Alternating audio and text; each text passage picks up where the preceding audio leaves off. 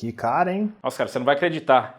Passei ali na rua e tinha um baita de um buraco de esgoto, cara, e quase que eu caí e sofri um acidente. O pessoal largou simplesmente aberto ali o negócio. Pô, tem que falar com a prefeitura isso aí. Pois é, e fica isso aí, baita perigo, né? Vai que acontece um acidente aí, mas eu acho que eles só vão vir arrumar na terça-feira, quando começa mais um Loki News, trazendo pra você mais informações e novidades do mundo da tecnologia e do hardware. E falando em coisas que saíram do esgoto, depois de algumas semanas longe das suas terças-feiras, as Tartarugas Ninja finalmente resolveram sair do esgoto. Após a apresentação da AMD na CES, onde eles falaram alguma coisa sobre o AMD Raphael e supostamente demonstraram um desses processadores rodando um jogo a 5 GHz, agora chegou a vez das primeiras amostras de engenharia do modelo começarem a vazar por aí. Os modelos de 8 e 16 cores deram as caras no site do projeto Milky Way Home, em sistemas usando uma RTX 2080, 32 GB de RAM e rodando Linux, onde a informação mais interessante é que aparentemente a AMD resolveu dobrar o cache L2 do Zen 4, chegando a 1 MB por núcleo. Infelizmente esse projeto não tem nenhuma métrica que possa ser usada como benchmark, então por enquanto continuamos sem pistas a respeito do desempenho dos novos processadores. O Raphael é esperado para metade de 2022, juntamente ao Splinter,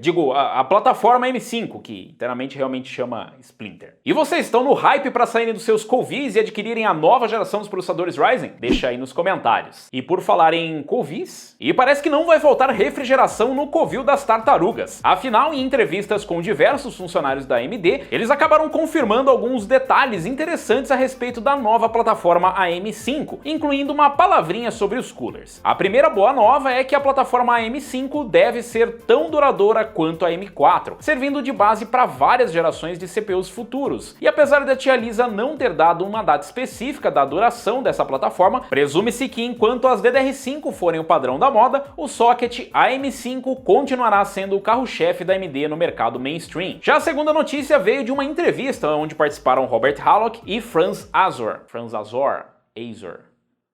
Não sei como é que pronuncia o nome desses caras. Onde eles disseram que foi necessário abandonar o socket PGA por conta da densidade de pinos necessária para suportar novos padrões, como PCI Express 5.0 e DDR5, algo que apenas o socket LGA daria conta. Além disso, eles também disseram que o IHS diferentão dos novos processadores não foi escolhido por motivos banais, e sim para permitir a instalação dos componentes SMD na parte de cima do PCB, o que também serviu para manter o package no mesmo tamanho dos atuais CPUs M4. Sabe qual a implicação disso?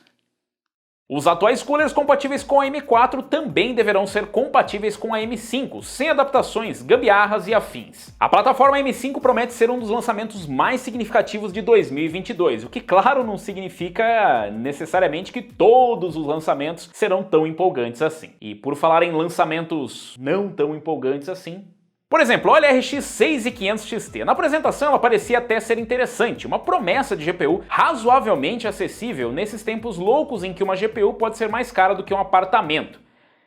É, quase isso. Só que depois, conforme foram aparecendo os detalhes, ficou evidente que talvez essa não seja a melhor das opções. A primeira coisa suspeita a aparecer foi a falta de suporte aos encoders H264, HEVC e decoder AV1, os quais são suportados pelas demais GPUs Nave 20, sumindo misteriosamente na Nave 24, e depois o suporte a apenas 4 pistas PCI Express 4.0, o que talvez limite um pouco o desempenho em plataformas um pouco mais antigas. Ah, mas aí você tá querendo demais, é uma placa barata, não dá pra ter todas as coisas. Barata. Barata, essa foi muito boa, porque aparentemente ela não vai ser barata. Segundo o site francês Calcotlan, a 6500 XT não deve chegar ao mercado europeu por menos de 300 euros. Lançamento incrível, é muito bom. E falando em dar sono, como não poderia deixar de ser, a Nvidia não ia deixar a AMD passar vergonha sozinha, e por esse mesmo motivo trataram de providenciar um lançamento incrível. Muito empolgante. Estamos falando da RTX 3080 de 12 GB, ou basicamente mais uma GPU para mineiro ver. Das suas especificações em relação à RTX 3080 antiga, ela teve o bus de memória aumentado de 320 para 384 bits, o que além de ter possibilitado esse aumento de 2 GB de memória, também deve dar um gás no desempenho na mineração de Ethereum, e além disso, a GPU ganhou uns CUDA cores e mais 30 watts no TDP. Nada foi falado a respeito de preços, mas nem dá para ter muita expectativa, né? Deve ser uma placa placa exclusivamente interessante para os mineiros e para quem tem muito dinheiro para gastar, se importar com ela. Mas sabe o que importa mesmo? Essa mensagem do nosso anunciante.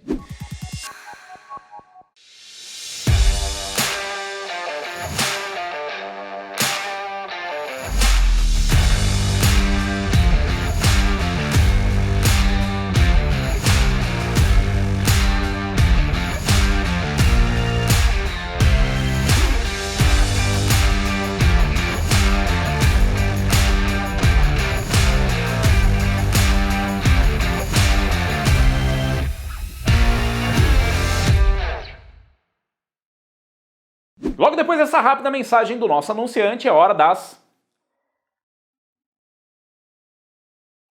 notícias rapidinhas, que só não são mais rápidas do que a Take-Two investindo alguns bilhões de dólares. Mas se você acha que esses bilhões investidos são para tornar o GTA 6 realidade, estão muito enganados. Na verdade, a Take-Two usou essa grana, 12,7 bilhões de dólares, para adquirir a Zynga, que é uma publisher de jogos para celular, conhecida por jogos como Farmville. A ideia dos caras é diversificar o portfólio de jogos da empresa e estabelecer uma posição de liderança no segmento mobile. Agora sim, mal vejo a hora de aparecer um remaster do GTA V para smartphones. Esse seria sim surpreendente, ou não tão surpreendente, todo mundo já espera isso.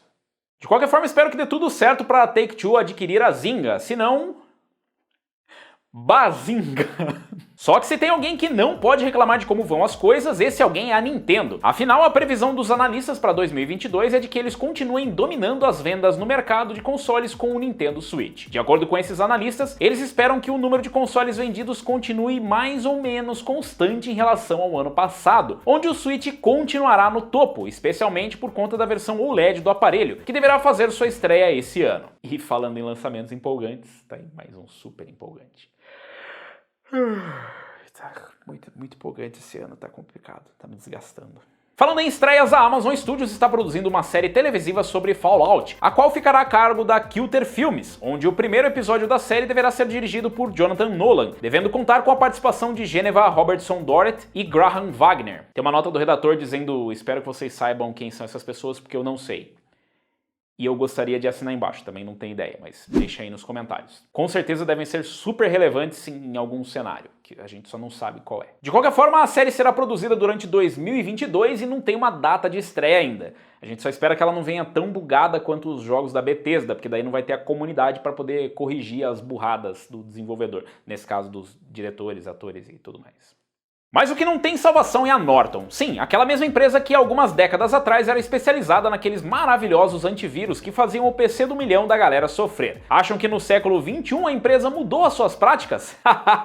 Vai sonhando. Falando em dormir, sonho, vai sonhando. Agora eles resolveram integrar ao Norton 360 um software de mineração de Ethereum, o qual eles divulgam como um meio simples e seguro para você se tornar um mineiro. Porém, nada nessa vida vem de graça, né? Se você não tiver um PC considerado forte o suficiente, o recurso não é nem sequer disponibilizado. E tem mais, para facilitar as coisas, eles disponibilizam uma carteira digital própria, cujas operações vêm com uma taxa de módicos 15% sobre as criptomoedas obtidas. Sabe quanto que costumam cobrar em outros serviços semelhantes? Entre 1 e 2%. É aquela velha máxima, todo dia acorda um trouxa e um esperto. Se eles se encontram, sai negócio. É exatamente assim que esse invento da Norton funciona. A propósito do Avira também, afinal a Norton adquiriu a Avira e agora ele também vem com esse maravilhoso recurso.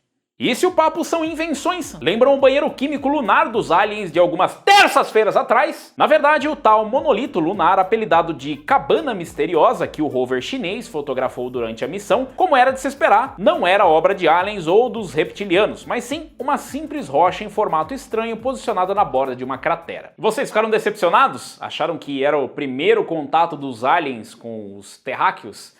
Pois é, não tem problema, se você quiser fazer contato com outra civilização, ou pelo menos ter uma lembrança disso, basta usar o seu batatafone e tirar foto de qualquer coisa à noite em movimento e todo mundo vai achar que é um UFO. Tinham até programas de TV sobre isso. Tão raro quanto avistar um disco voador é ver essas mega empresas se preocupando com seus consumidores. Só que a AMD, olha só, parece ser uma exceção. Afinal, eles estão discutindo internamente qual a melhor forma de oferecer suporte aos Ryzen 5000 nas antigas placas-mãe B350 e X370. Não é maravilhoso?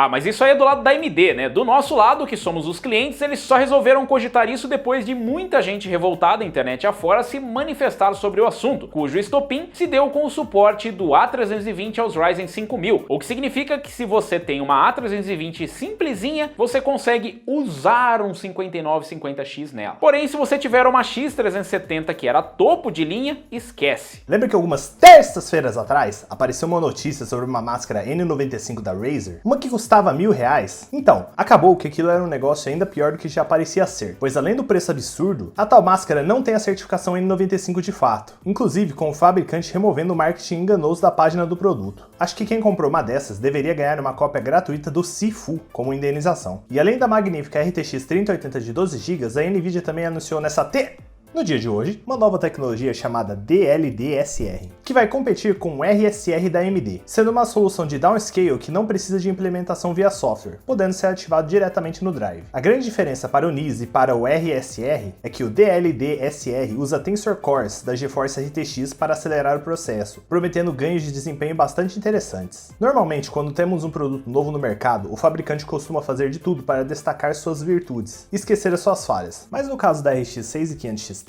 a AMD tratou de destacar uma falha como ponto positivo e ainda disse que fez de propósito. No caso, eles disseram que a placa foi otimizada para jogos, porém ruim para mineradores, por conta dos, na palavra deles, ótimos 4 GB de RAM para a maioria dos jogos de grande orçamento. Acho que eles foram modestos ao dizer que a 6500 XT é ruim de propósito apenas para mineração. E essas foram as notícias rapidinhas, que só não são mais rápidas do que os Eita, dessa vez não foram os mineradores, foram os contrabandistas de GPUs, que vão acabar parando na mineração. Então, de qualquer forma, eu acho que podemos contar essa para os mineradores também. Coloca aí mais um score para os mineradores. Certamente quem acompanha o Lock News deve se lembrar de uma notícia que apareceu aqui algumas terças-feiras atrás. No caso, foi um roubo de uma carga de GPUs da EVGA, que aconteceu na Califórnia, onde na época especulamos que provavelmente colocariam essas placas para minerar em algum fim de mundo e ficaria por isso mesmo. Na verdade, foi quase isso que aconteceu. Segundo uma página vietnamita, essas placas acabaram dando as caras por lá, ou seja, ao invés de ir para o fim de mundo, na verdade, elas foram parar do outro lado do mundo, sendo vendidas por uma loja local com um mês de garantia e preço relativamente bom.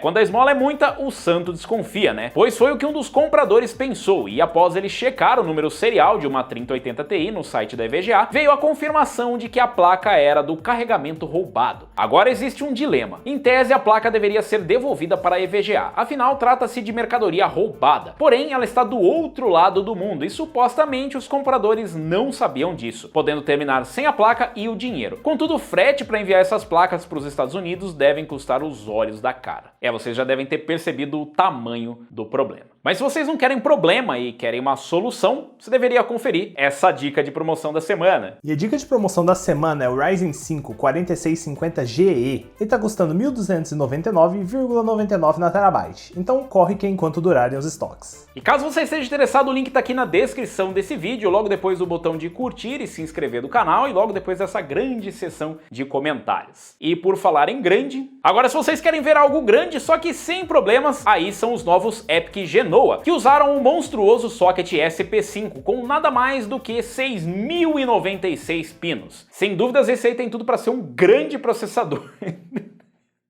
É grande, já é grande. Como mostra esse leak do Videocards. No vazamento eles mostraram duas fotos do gigante processador, que segundo consta, trata-se de uma amostra de engenharia com 16 núcleos, boost de 3.7 GHz e TDP de 195 watts. Na foto da parte traseira é possível ver os contatos divididos em 4 quadrantes, de 1.520 pinos cada, o que por si só já é maior do que os 1.331 do socket AM4. Mas a coisa mais interessante mesmo é que os caras não se concentraram em tirar fotos do processador. Eles foram lá e botaram ela em uma máquina de raio-x, o que permitiu ver o que tem por baixo do IHS, onde eles encontraram um package idêntico ao ilustrado em uma apresentação da AMD. E para essa amostra em específico, um I/O Die com 2 CCDs de 8 cores e 16 threads cada. O lançamento do EPYC Genoa é esperado para o final de 2022, onde além desses modelos com apenas 16 núcleos, existirão monstros com 96 cores e 192 threads. Claro, tudo isso com o seu devido